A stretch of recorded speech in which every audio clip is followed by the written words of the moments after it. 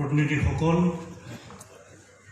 CC2R সদস্য সংগঠনৰ সন্মানীয় সভাপতি, সাধাৰণ সম্পাদক প্ৰমুখে, সন্মানীয় অতিথিবৰ্গ, আজি সমন্বয়ৰক্ষী সমিতি অসমৰ আহ্বানত গুৱাহাটীৰ মাছখোৱাস্থিত অসম সাংস্কৃতিক ন্যাসত সদৌ অসম ট্ৰাইবেল সংঘৰ সভাপতি মিলন সোণোৱাল, নিখিল বড়ো ছাত্ৰ সন্থাৰ সভাপতি দীপেন বড়ো, নিখিল ৰাভা ছাত্ৰ সন্থাৰ সভাপতি নৃপেন খাণ্ডা আৰু টাকাম মিচিং পৰিণ কেবঙৰ সভাপতি ৰাজকুমাৰ মৰাঙৰ সভাপতিত্বত অনুষ্ঠিত খিলঞ্জীয়া জনজাতিসকলৰ বিশেষ ৰাজনৈতিক অভিৱৰ্তনে ৰাজ্যখনৰ সৰু বৰ সকলো জনগোষ্ঠীয়ে যাতে সম অধিকাৰ পাবলৈ সক্ষম হয় তাৰ বাবেও কাম কৰি যাব।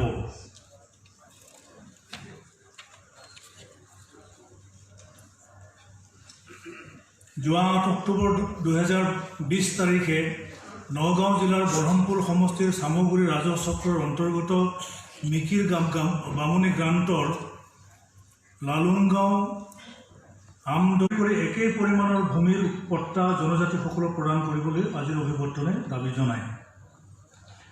বিগত সময়ত চৰকাৰে কাজিৰঙা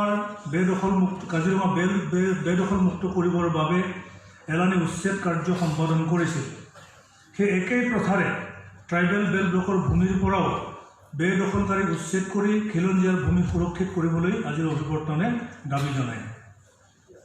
অনুসূচিত জনজাতি আৰু পৰম্পৰাগত বনবাসী বন অধিকাৰ আইন 2006 কাৰ্যকৰী নকৰাৰ ফলত যুগ যুগ ধৰি বনাঞ্চলত বসবাস কৰি থকা জনজাতি বনবাসীসকল আজি অনিশ্চয়তাৰ দিন কটাবলগীয়া হৈছে। চৰকাৰে এই আইন প্ৰযোজ্য কৰাৰ পৰিৱৰ্তে ভূমিপুত্ৰ জনজাতিসকলক বেদখলকাৰীৰে সজাব বিচাৰিছে। ৰাজ্য চৰকাৰে বন অধিকাৰ আইন কাৰ্যকৰী কৰি জনজাতি বনবাসীক ভূমিস্বত্ব প্ৰদান কৰিবলৈ অভিৱৰ্তনে দাবী জনায়। অসম চৰকাৰৰ বিভিন্ন বিভাগত বিভিন্ন কেডাৰত বেকলগ হিচাপে থকা 12,000টা সংৰক্ষিত পদ আজিও পূৰণ নহ'ল। আনহাতে অসম অনুসূচিত জাতি আৰু অনুসূচিত জনজাতি চাকৰিত খালী পদৰ সংৰক্ষণ সংশোধিত আইন 2012 কাৰ্যকৰীকৰণৰ বাবে WPT আৰু BC বিভাগে 3খন সংশোধন নকৰাৰ ফলত অনুসূচিত জাতি আৰু অনুসূচিত জনজাতিৰ বিষয়া কৰ্মচাৰীসকল পদোন্নতিৰ পৰা বঞ্চিত হৈ আছে।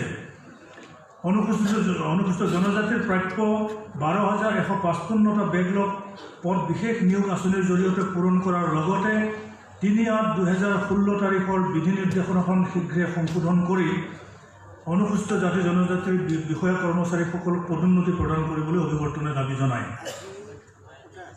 আগন্তুক বিধানসভা নিৰ্বাচনত প্ৰতিটো ৰাষ্ট্ৰীয় আৰু আঞ্চলিক দলে নিৰ্বাচনী ইস্তাহাৰত জনজাতিসকলৰ সমস্যা সমাধানৰ বিষয় সন্দৰ্ভত স্পষ্টভাৱে মতামত উল্লেখ কৰিবলৈ অসম ভূমিপুত্ৰ মঞ্চই হেঁচা প্ৰয়োগ কৰিব। অভিৱৰ্তনে বান গৰাখহনীয়া, সাম্প্ৰদায়িক সংঘৰ্ষ, নগৰায়ন আৰু ৰাষ্ট্ৰীয় ঘাইপথ নিৰ্মাণৰ ফলত স্থানান্তৰিত হৈ ভূমিহীন হোৱা জনজাতিসকলক পুনৰ সংস্থাপন দিবলৈ চৰকাৰক দাবী জনায়। অৰুণাচল প্ৰদেশ চৰকাৰে দেউৰী, মিচিং, সোণোৱাল কছাৰী, মৰাণকে আদি কৰি বিভিন্ন জনগোষ্ঠীয় লোকসকলক স্থায়ী বাসিন্দাৰ প্ৰমাণপত্ৰ প্ৰদান কৰাত অশুভ শক্তিয়ে বাধা আৰোপ কৰা কাৰ্যক অভিৱৰ্তনে গৰিহণা দিয়ে আৰু সংশ্লিষ্ট জনগোষ্ঠীৰ লোকক শীঘ্ৰে স্থায়ী বাসিন্দাৰ প্ৰমাণপত্ৰ প্ৰদান কৰিবলৈ দাবী জনায়। এই বিষয় সন্দৰ্ভত জনজাতি সমন্বয়ৰক্ষী সমিতিৰ তৰফৰ পৰা কেন্দ্ৰীয় চৰকাৰ আৰু অৰুণাচল প্ৰদেশ চৰকাৰক স্মাৰকপত্ৰ প্ৰেৰণ কৰাৰ সিদ্ধান্ত গ্ৰহণ কৰে।